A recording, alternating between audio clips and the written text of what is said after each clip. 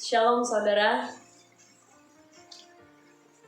hari ini saya ingin menyaksikan bagaimana kebaikan Tuhan. Bagi saya ini sebuah kebaikan Tuhan dan bukti kasih Tuhan di dalam kehidupan saya secara pribadi dan berumah tangga saya.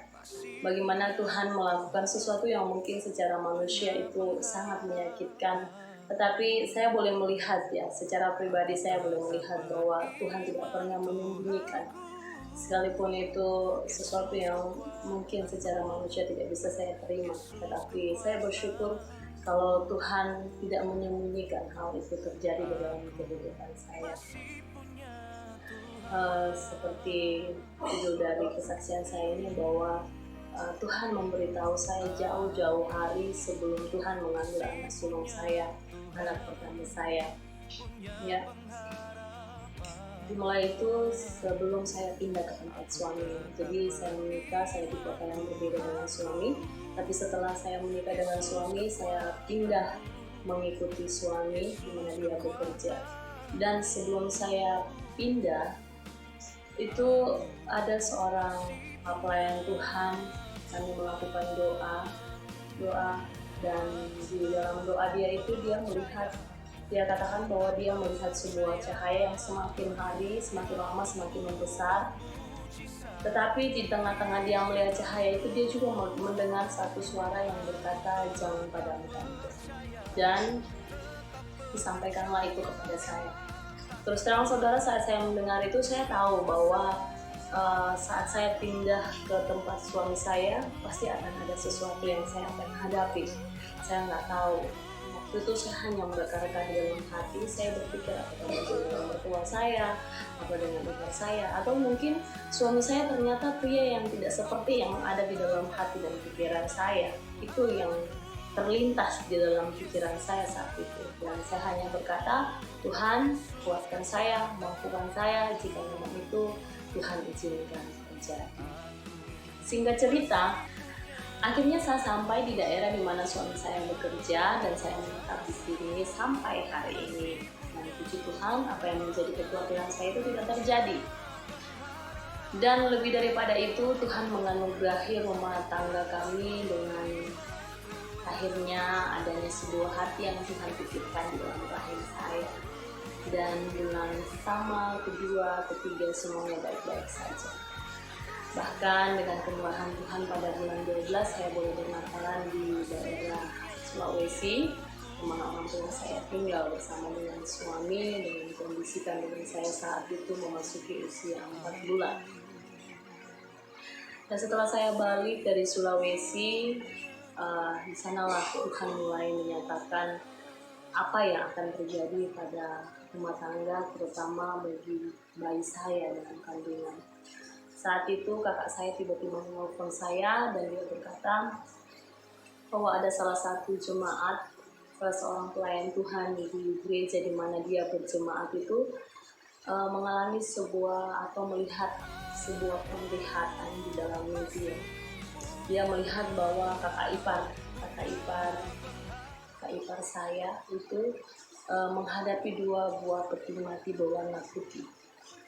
Dan dia katakan dia sendiri tidak tahu itu maknanya apa, tetapi dia juga tidak pergi melihat siapa yang ada di dalam peti mati itu, tapi dia melihat kakak ipar saya sedang menghadapi 2 peti mati. Dan saat itu saya dan kakak saya berkesimpulan bahwa itu kematian mungkin secara rohani, karena beberapa waktu yang lalu kakak ipar saya menghadapi beberapa persoalan sehingga mungkin saja dia menjadi kawan hati.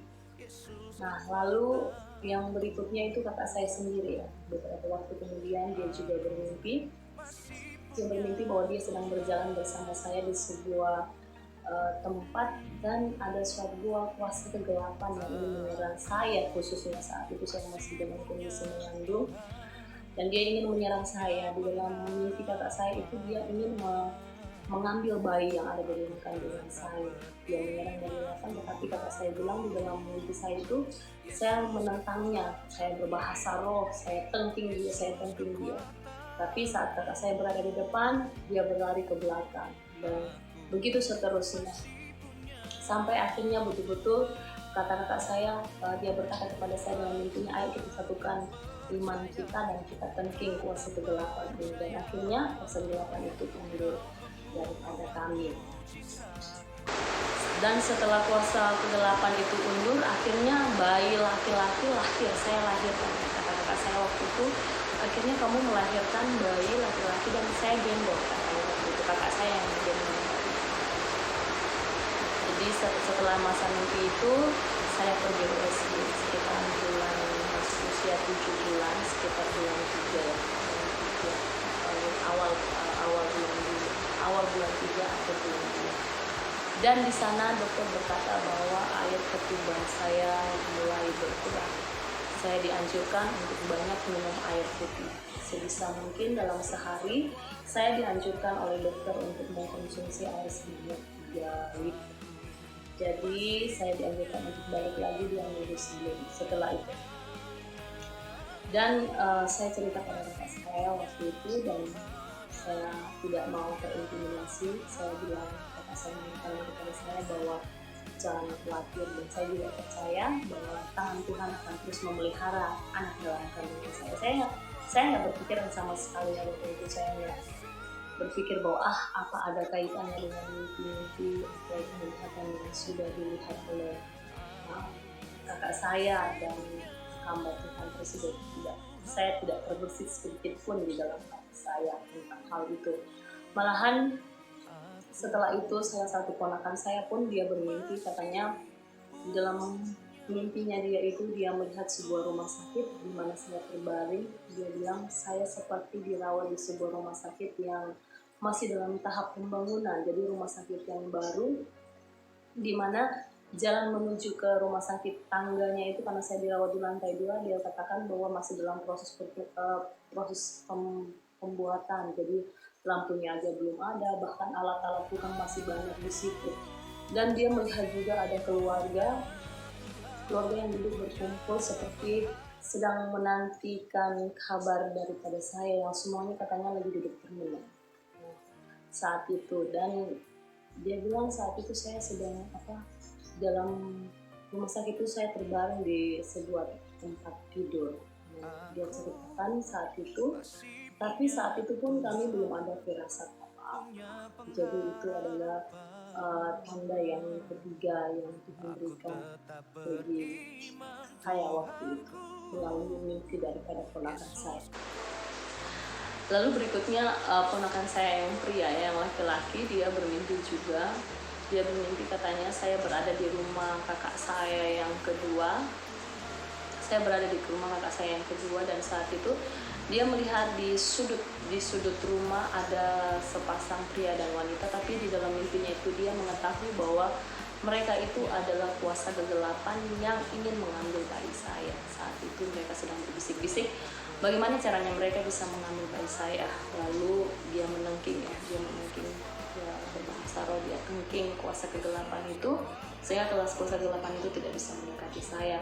Dan tidak lama setelah itu, katanya waktu itu hanya dia yang bisa melihat kuasa kegelapan itu, sedangkan orang di rumah itu ada beberapa beraktivitas seperti biasa, termasuk saya sudah waktunya mau melahirkan. Katanya saya masuk ke dalam rumah, dan kedua makhluk ini, si pria dan wanita ini berbisik-bisik, rasanya seperti itu dia sudah datang, ayo kita ambil. Tetapi saat itu kata ponakan saya dalam itu, saya tengking dia, saya berbahasa roh, saya tengking sehingga dia tidak jadi maju. Dan saya pun akhirnya melahirkan waktu itu di dalamnya. Lalu berikutnya ponakan saya yang cewek yang tadi bermimpi tentang dia melihat saya ada di sebuah rumah sakit yang baru dibangun, dia bermimpi kembali. Dia bermimpi, dia katakan bahwa dia melihat dia membawa sebuah ransel, dan di dalam ransel itu ada sebuah anak kecil cowok yang sangat mirip dengan adiknya dia, ada adiknya. Dia bilang itu mirip sekali, dan ada ibunya yang berkata, karena dia mengancing ranselnya, jadi dia bilang buka ranselnya, kalau kamu nggak buka adik kamu bisa meninggal di dalamnya. Dan pada saat dia membuka ransel itu, dia lihat memang adiknya sudah tidak bernafas katanya. Dia buka, lalu tiba-tiba adiknya bisa kembali bernafas. Dan tidak lama setelah masa dia mimpi itu berakhir, tapi satu hal yang saudara, setiap dari penglihatan mimpi yang Tuhan berikan itu tak satu pun di mana saya merasa gentar atau merasa khawatir atau merasa bahwa itu akan terjadi, hal buruk akan terjadi kepada saya atau kandungan saya. Nah, pernah juga saat 2 hari, seingat saya 2 hari sebelum saya melahirkan itu, saya lagi ada di belakang, lalu tiba-tiba saya mendengarkan suara yang berkata bahwa anak saya akan mati. Saya tolak dalam nama Yesus. Saya bilang saya percaya Tuhan memelihara dan menjaga anak saya, dan saya berpikir bahwa itu hanya intimidasi iblis yang sedang menakut-nakuti saya. Nah, kembali tadi setelah saya pulang ke rumah dan minum air 3 liter, setiap harinya saya harus minum 3 liter. Saya kembali ke dokter 2 minggu setelah itu. Saya periksa dan air ketubannya bertambah tapi tidak banyak, sangat sedikit, sehingga dokter menyuruh saya untuk mengkonsumsi air yang dari 3 liter menjadi 4 liter selama 1 hari. Jadi saya pulang, saya mengurangi makanan karbohidrat, bahkan saat itu saya sudah tidak dianjurkan untuk mengkonsumsi karbohidrat. Saya hanya diperbolehkan makan buah-buahan saja dan minum air sebanyak 4 liter dalam sehari. Memasuki usia 8 bulan, saat itu saya pengen pergi cek lagi ke dokter, tetapi saat saya ke dokter ternyata dokternya lagi nggak buka, dan saat itu saya harus balik. Jadi saya hanya balik ke tempat di mana kami tinggal dan saya hanya periksa ke bidan. Saya rutin memeriksakan karena sudah masuk 8 bulan, jadi lebih sering periksanya. Itu kata bidannya detak jantungnya normal, semuanya normal, dan saya pun merasakan biasa saja, pergerakannya biasa. Nah, singkat cerita masuk bulan ke-9, yaitu bulan 5 ya, bulan 5. Pergerakannya mulai berkurang dan saya berkata kepada bidan, saya bilang kenapa pergerakannya berkurang, kata bidan. Itu bisa saja karena dia mulai fokus bergerak ke bawah, sehingga saya tidak merasakan lagi pergerakannya. Nah, setelah masuk bulan 9, waktunya saya untuk cek, saya pengen periksa apakah ketubangan. Jadi selama itu dari bulan 7 itu saya mau konsumsi air selama 1 hari sebanyak 4 liter ya. Setiap hari saya mengkonsumsi air 4 liter dan saya mengurangi makan karbohidrat, bahkan dalam 1 hari saya nggak makan karbohidrat, saya cuma makan sayur dan buah-buahan saja. Saya tidak minum yang manis, bahkan susu pun sudah saya tidak makan lagi, karena kata dokter kalau anaknya tambah besar sedangkan air ketubannya sedikit itu akan menyiksa si bayi. Jadi karena saya berpikir itu, makanya saya tidak ada makan karbohidrat lagi, saya dengarkan. Singkat cerita saya pergi periksa dokter. Jadi sebenarnya HPL saya itu tanggal 20 Mei, dan masih kurang lebih 2 atau 3 minggu lagi sebelum masa bersalin. Saya cek ke dokter, dan pada saat saya ke dokter itu dikatakan bahwa air ketuban saya sudah habis, sudah tidak ada lagi, sehingga dokter katakan bahwa malam ini juga harus dioperasi. Nah, tapi saat itu saya masih berharap bahwa masih ada mujizat yang terjadi bagi saya dan bayi saya, bahwa saya pengen sekali melahirkan normal. Saya tidak ingin disesar waktu itu. Jadi saya kembali lagi ke rumah, dan jarak tempuh dari tempat saya tinggal ke rumah sakit itu sekitar 1 jam lebih. Dari dokter saya sepakat dengan suami saya akan kembali ke bidan dulu. Jika mungkin saya bisa melahirkan dengan normal, maka saya akan melahirkan dengan normal. Karena jaraknya kurang lebih 1,5 jam ya, 1,5 jam. Saya kembali ke rumah, saya berbicara dengan keluarga terlebih dahulu, lalu saya ke bidan juga, dan kata bidan, kalau dokter katakan bahwa harus disesar, maka harus disesar. Di singkat cerita malam itu, setelah berunding dengan keluarga, akhirnya kami pun kembali lagi ke kota, dan saya masuk ke rumah sakit waktu itu sekitar jam 12 malam. Dan setelah dites ternyata saya positif. Ya, saya reaktif, saya dan suami reaktif, sehingga suami tidak bisa menemani saya. dan saya harus berada di dalam ruangan bersama dengan kakak ipar saya karena kakak saya kebetulan kakak ipar saya negatif, jadi dia yang melindungi saya.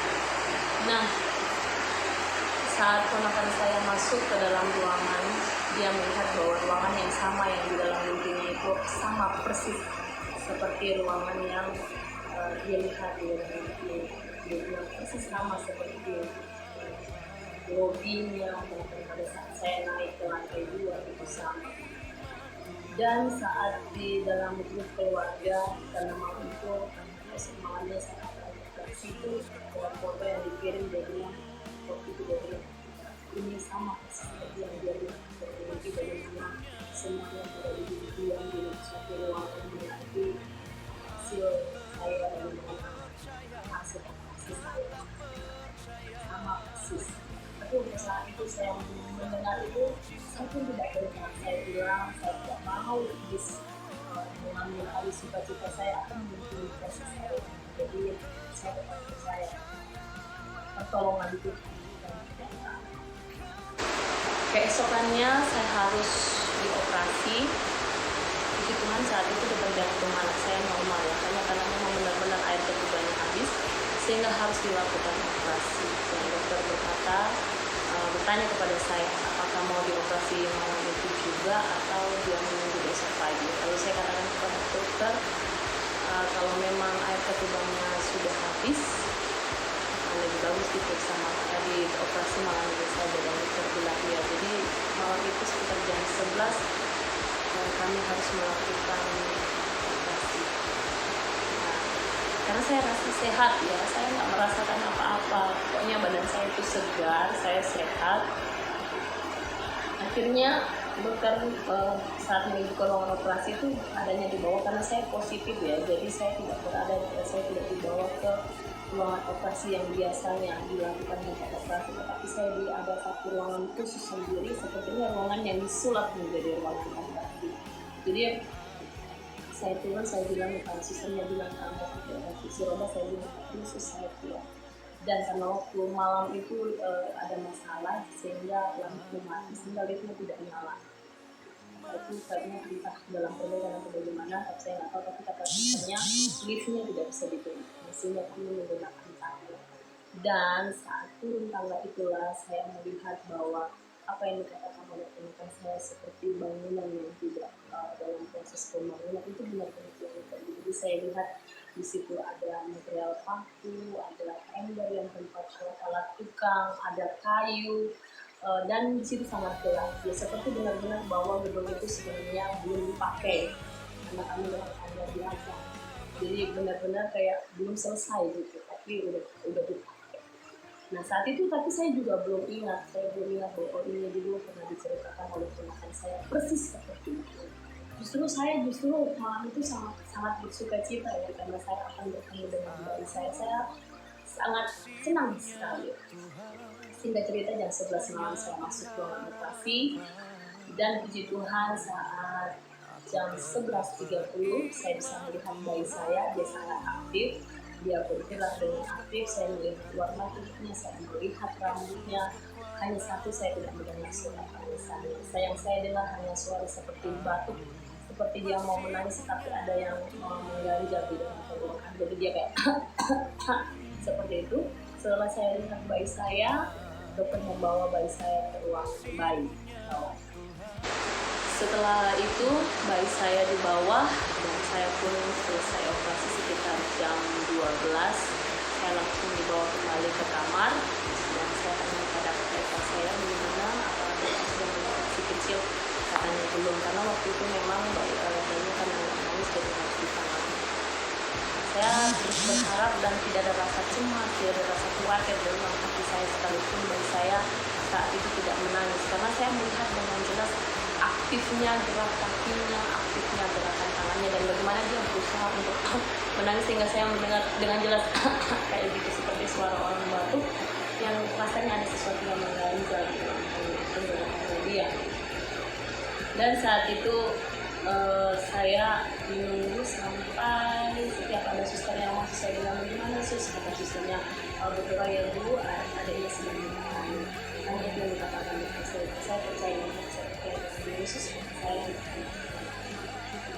Dan akhirnya pada saat setengah dua sekitar 2 jam setelah itu dokter datang. Saya rasa agak sedikit kaget ya waktu itu ada 2 dokternya itu mengingatkan saya pada apa yang dilihat oleh ponakan saya laki-laki dokter itu. Jadi sepasang masuk ke dalam kamar saya dan jadi saya saat itu masih dalam kondisi yang berbaring. Dia katakan, dia jelaskan bahwa itulah saya yang sadar dan kita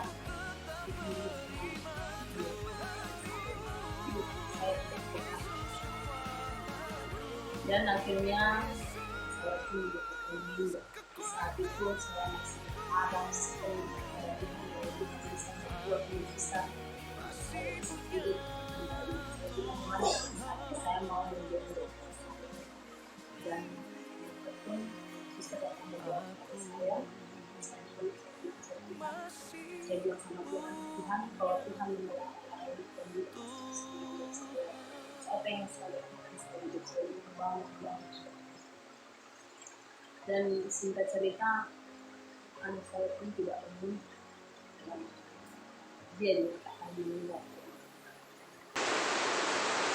Beberapa waktu setelah masa itu saya belum sadar. Saya lama sekali bergumul dan berdoa mencari apa sebenarnya yang Tuhan mau dalam kehidupan saya, pertama dari dalam rumah tangga saya. Dan akhirnya saya diingatkan kembali sekitar 3 bulan, jadi cukup lama ya. Sekitar 3 bulan saya diingatkan kembali kepada apa yang teman saya katakan bahwa jangan padamkan ya.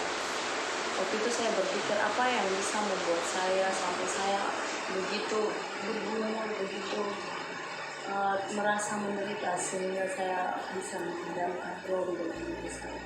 Saya baru sadar ternyata kehilangan ini sangat berat bagi saya. Tapi satu hal yang saya syukuri bahwa Tuhan memang tidak menunjukkan hal ini. Jadi yang awal tadi saya katakan bahwa ada seorang yang melihat bahwa ketika saya melihat kedua-dua itu mati, itu memang terjadi. Jadi 3 hari sebelum saya kehilangan anak saya, sebelum saya melahirkan adik saya dilahirkan, dan di hari ketiga dia melahirkan itu tepat di hari ini. 3 hari setelah dia meninggal, jadi anaknya sudah lahir 3 hari.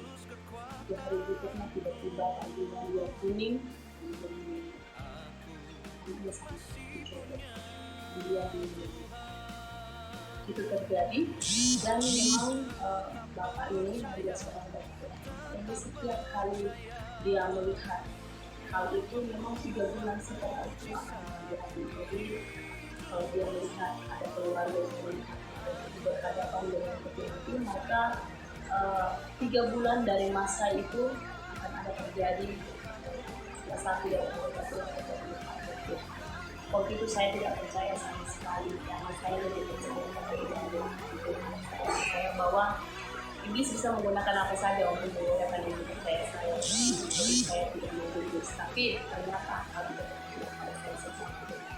3 bulan dari masa dia melihat itu benar dan saya jadi saudara, walaupun sangat berat yang harus kami lalui, tapi kami bersyukur bahwa Tuhan memberikan kami kekuatan untuk berlapis. Walaupun sampai hari ini saya dan suami diri berjalan kembali hari ini berdapat 10 bulan dengan kami meninggal, tapi Tuhan berkata Tuhan yang bersyukur dan berkata terima kasih bahwa setiap hari Tuhan sudah bersyukur. Kami tahu apa yang membuat kita pasti baik. Mungkin ada yang berkata seandainya kami coba rumah sakit tidak terjadi. Kata dokter pun tidak seperti itu. Kata dokter seandainya pun sehari atau seminggu sebelumnya anak ibu akan saya akan mencoba karena penyebabnya bukan karena dia lahir dalam kondisi yang sehat. Memang dia tidak menangis, tetapi itu sudah ditangani. Dia dia sudah menangis, bahkan sudah sehat, sudah stabil. Jadi bayi saya itu sempat sakit selama 1 jam. Satu jam, lalu 1 jam berikutnya dia berkembang. Dan saya bilang, lalu penyebabnya apa dokter? Kata dokter, itu menurut saya itu hipotensi. Saya berkata, saya percaya kepada kedaulatan Tuhan. Saya tahu apapun yang Tuhan buat dalam kehidupan saya dan suami adalah ada dalam rencana Tuhan. Hal yang terbaiklah yang pasti Tuhan kerjakan. Mungkin secara manusia saya tidak bisa mengerti, tapi saya percaya bahwa kedepannya Tuhan akan memperlihatkan bahwa apa yang Tuhan maksudkan sebenarnya. Saudara, melalui kesaksian saya ini, saya ingin berbagi bagi kita semua bahwa apapun yang kita alami di hari-hari ini, mungkin hal itu bukan hal baik, mungkin hal itu bukan hal yang menyenangkan, tetapi mari kita belajar percaya kepada kedaulatan Tuhan. Hadiah yang Tuhan beri itu tidak selalu dibungkus dengan indah. Terkadang hadiah itu harus dikemas dengan buruk seperti yang saya alami. Tapi saya mau belajar percaya dan berserah sepenuhnya, karena saya tahu 10 bulan berlalu ini bukan saya lewati dengan kekuatan saya, tapi semua oleh karena pertolongan dan penyertaan Tuhan. Dan yang saya tanamkan di dalam hati saya bahwa Tuhan tidak menyembunyikan itu kepada saya dan kepada saya dan keluarga besar saya. Tuhan menyatakan, Tuhan memperlihatkan apa yang Tuhan ingin kerjakan dalam kehidupan kami. Jadi apapun persoalan yang sedang kita hadapi, mari kita percaya dan bersandar sepenuhnya kepada Tuhan. Kita percaya bahwa segala sesuatu yang Dia buat, yang Dia izinkan terjadi itu semuanya akan mendapatkan kebaikan dari semua. Terima kasih. Saya mohon maaf jika kesaksian saya ini tidak berakhlak atau kata-katanya semberau. Saya mohon maaf. Saya berharap bahwa biarlah kesaksian saya ini boleh menjadi berkat bagi kita setiap kita yang Amin.